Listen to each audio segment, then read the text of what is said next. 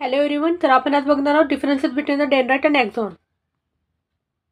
Okay, तर first बघूया आपण डेंड्राइट.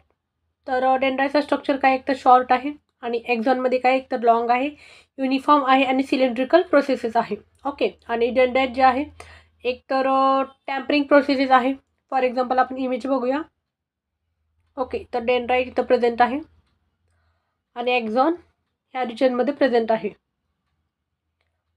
हे सेल बॉडी आहे. सायटॉनमध्ये न्यूक्लियस प्रेझेंट आहे आणि एक्झॉन टर्मिनल. एक्झॉन टर्मिनल म्हणजे काय, ह्याला नॉब लाईक स्ट्रक्चर आहे, तर त्याला काय म्हणतात, एक्झॉन टर्मिनल आहे इथं. ओके, तर सेकंड बघूया आपण. The number of the dendrite arise from the cyton. Okay, तर सायटॉनपासून हे डेंड्राइट अराईज होतं. Next axon. एक्झॉनमध्ये काय वन सिंगल एक्झॉन प्रेझेंट आहे. ओके, नेक्स्ट आहे तर डेंड्राइट. डेंड्राइट काय आहे, they are the tapering end. Okay, तर टॅपरिंग एनमध्ये डेंड्राइट प्रेझेंट आहे. एक्झॉन. एक्झॉनमध्ये काय एक तर टर्मिनल ब्रांचेस आहे, तर axon enlarge to form the knob. Knob like structure आपण बघितलेलं होतं एक्झॉन टर्मिनल, तर तिथं एक्झॉन प्रेझेंट आहे.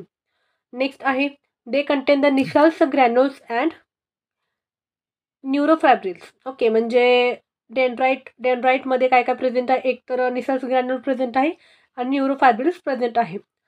आणि एक्झॉनमध्ये काय do not contain the Nissl's granules but the contain neurofibrils. Okay, तर हे लक्षात ठेवायचं की एक्झॉनमध्ये काय प्रेझेंट आहे, ओनली न्यूरोफायब्रिल प्रेझेंट आहे एक्झॉनमध्ये. Okay, next they receive the sensation and the send to the सायटॉन.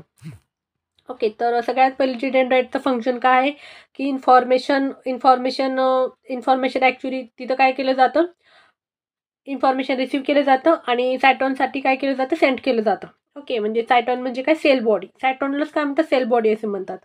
एक्झॉनमध्ये काय, they carry the impulse away from the cyton. Okay, for example बघा इथं डेंड्राइटचं फंक्शन काय, इन्फॉर्मेशन रिसीव्ह करणं आणि पुढं काय करणं, सेंड करणं.